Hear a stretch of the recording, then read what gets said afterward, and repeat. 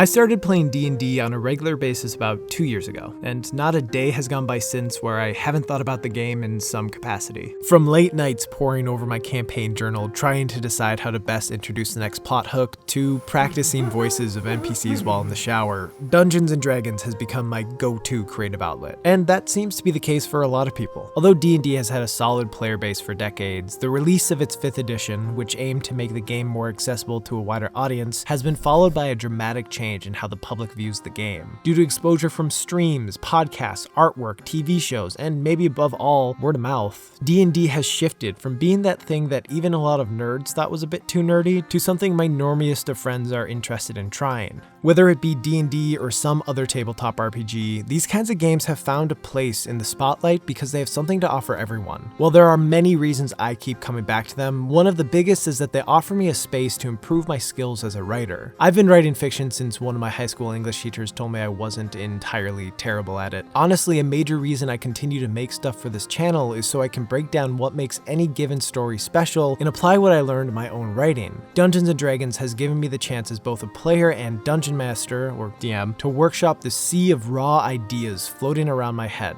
and it has forced me to consider the different ways a story can be told. At its core, D&D is a game about a cast of characters going on adventures set up by the DM that more often than not involve killing things. For a lot of players though, what makes D&D special are the stories that come from playing through these scenarios, which is why I think a lot of writers, actors, and artists are drawn to the game. It gives a platform to explore stories, ideas, and characters. DMing seems to especially appeal to writers because it allows them to present a story to an engaged audience who, through their characters' actions, give immediate feedback on the kinds of story beats that are interesting to them. Obviously, writing a story is a vastly different experience than playing Dungeons & Dragons, but I do think that a lot can be learned about writing from this game. In D&D, stories are formed from the constant give and take of 3 sources: the DM, the players, and the dice. The DM establishes the setting of the world, sets up scenarios, and reacts to the player's actions. The players interact with the setting and scenario, deciding how they will try to move forward, and the dice dictate the success of the player's plans. DMing has taught me a lot about the importance of setting a scene, not only to describe what things look like so that players can find the various ways to interact with the world around them, but to also get across what any given place feels like. A lesson I learned from DMs far more capable than myself is to try and describe any given setting with 2 senses other than sight. Telling players that a tavern is gross gets the idea across, but describing the sound their boots make as they walk across the ale-soaked floor gives them a better sense of the kind of place they're in. While understanding the layout of a room is important in D&D, hearing how a room feels is far more valuable. This extends to literature as well. I've never found reading extensive descriptions of places to be all that interesting, but I do connect better with stories when I feel like I'm inside of them. And D&D constantly challenges DMs to establish this sort of thing for their players. Aside from establishing settings, DMing has also gotten me to think about how to present a long-form narrative. One of the biggest challenges with D&D is that it can take months or even years to get through a campaign, and a lot of information will be forgotten by players between sessions, or even within a single session, to be honest. Meaning, for any DM who loves to run a long con, which, let's be serious, is all of them, it is imperative to sprinkle hints of what is to come and subtle reminders of what has happened in the past in order to make sure that when a big moment does come along, players aren't saying, "Wait, who's that again?" In general, when players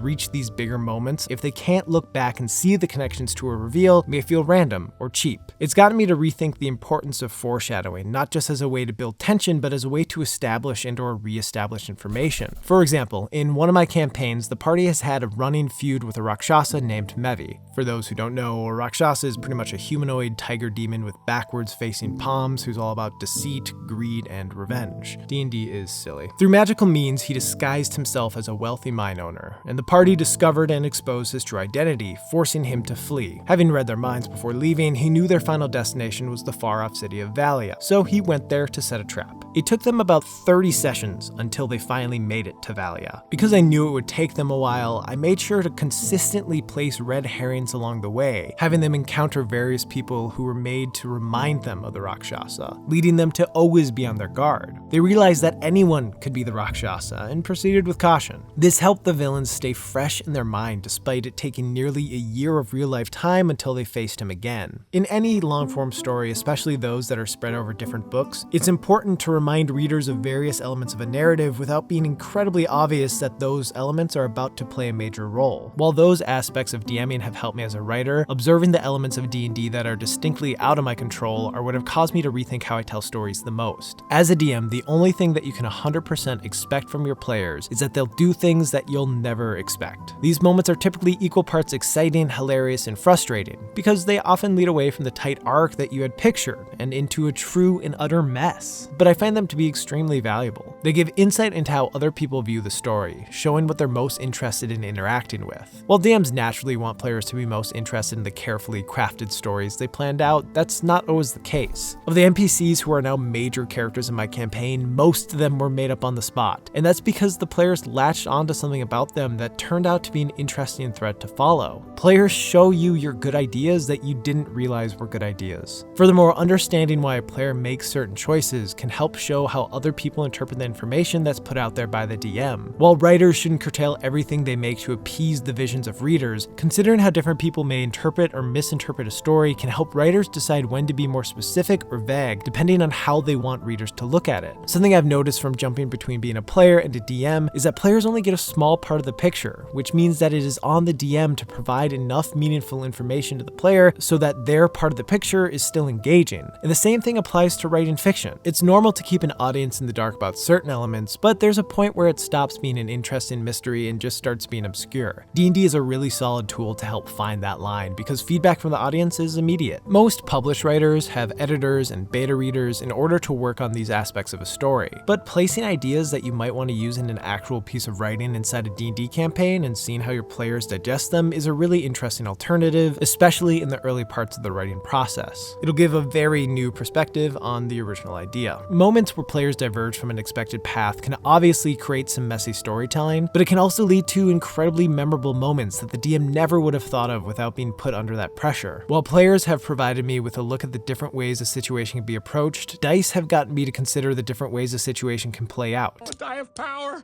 He's rolling it! Anytime a DM asks for a roll to be made by the player, they need to consider how the scene could change depending on a success or failure. Scenarios that seem predictable on paper can quickly cascade into something entirely unexpected with enough out-of-the-ordinary rolls. So whether it be the two characters with the highest dexterity in the party failing their dex saving throws and almost falling in a pit of lava, forcing the weakest member of the party to find a way to save them, or the bard with crazy high persuasion and deception failing to talk his way out of trouble, leading to him being sent to jail for the night, dice rolls give a chance to rethink how a story could play out.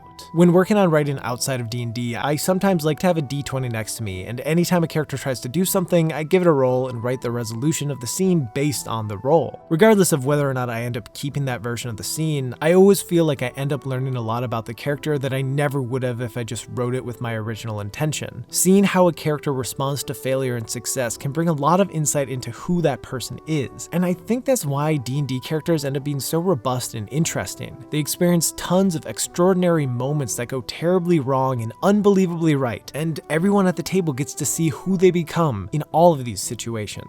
While it's easy for me to go on and on about why D&D is great for those who love to write, I wholeheartedly believe that everyone should play either D&D or some other tabletop RPG. Whether it be spending time with friends in a creative space or stepping into the mind of a different person for a few hours, tabletop RPGs have a lot to offer. They get people to problem solve the wildest of situations in the weirdest of ways. They challenge people to view the world from a different perspective than their own, and they offer a space to work through real-world problems, ideas, and emotions in a cathartic way. I've become more immersed in D&D than I ever expected to be. I've spent countless hours prepping, running, and playing. I've even gotten interested in other people's games, to the point where after finishing the first campaign of Critical Role, I wrote a piece of fanfiction for it. One could say that I'm in deep. D&D is my favorite hobby because it checks so many boxes. It lets me tell stories with close friends where we strategize and improvise together, creating unforgettable moments. Tabletop RPGs are special for this reason, and as someone who will hopefully go on to write something that gets published one day, I'm lucky to have a hobby that's helped me become a better storyteller.